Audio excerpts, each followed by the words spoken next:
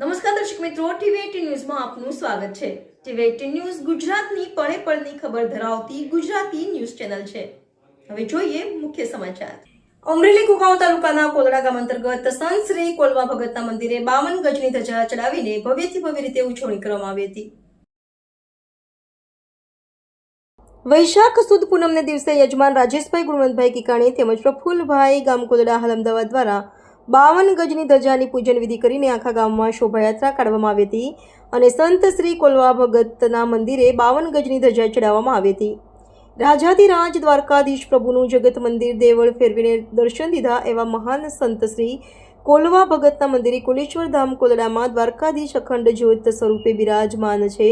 ત્યારે કોલવા યુવક મંડળ કોલડા ટ્રસ્ટ દ્વારા દર પૂનમે 52 ગજની ધજા ચડાવવામાં આવે છે તેમજ નાના બાળકોને બટુકો ભોજન પણ કરવામાં આવે છે। ધર્મપ્રેમી ભાવિક ભક્તો તેમજ શ્રદ્ધાળુ દર પૂનમ ભરવા તેમજ અખંડ જ્યોતના દર્શન કરવા દૂર દૂરથી આવે છે।